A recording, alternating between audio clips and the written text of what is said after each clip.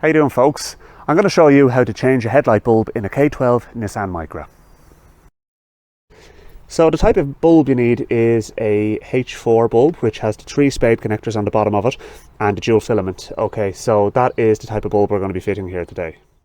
Okay, so the first thing to do is to pull off the electrical connector from the back of the bulb.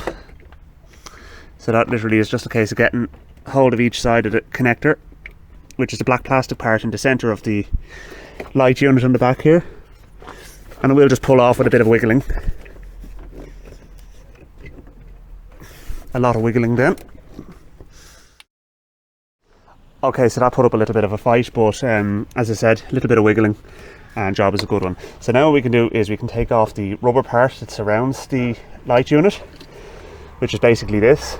So you can see here, all I did was I just pulled that piece off the back of the bulb holder, and in behind then you can actually see the bulb itself, and I'll show you that now.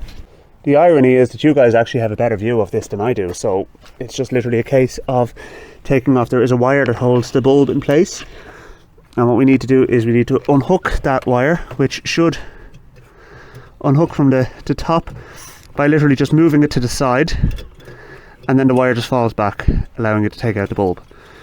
So now, one of the very important things when changing a halogen bulb of any kind is that you do not touch the glass. Now this is the old bulb, okay, and you can see the filament rolling around inside it there, so we know that that's definitely blown. So it doesn't really matter if you touch the glass in the old bulb, but on the new bulb, if you touch the glass, the bulb is not going to last very long, simply because the grease creates a hot spot in the glass and the glass will crack.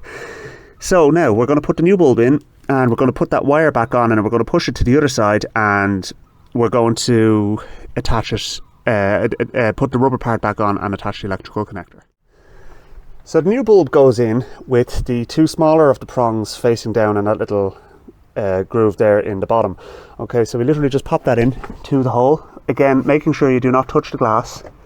If you do touch the glass by accident, what you can do is you can use a little bit of isopropyl on a rag to clean it before installing it. If you don't do that, I can assure you, you'll get a matter of days out of the bulb, and you'll be doing this job again in the not too distant future.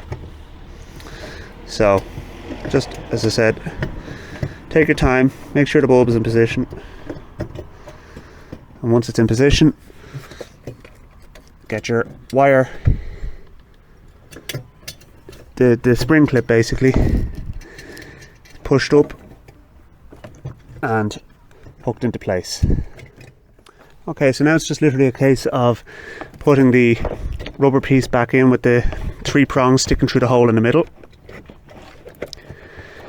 If you don't put this back on properly, your light unit will fill up with water, so you want to make sure that that's on properly. Push it on all the way around, and you'll see the 3 prongs for the light bulb are sticking out, and we're going to put our connector back on.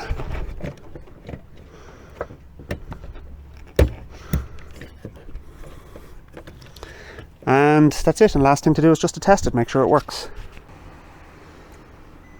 Okay, happy days, that light is now working, both dipped and full beam, so that's brilliant. Happy days. Okay, so thanks for watching. Please don't forget to like and subscribe, and I will see you in a future video. Chat to you soon.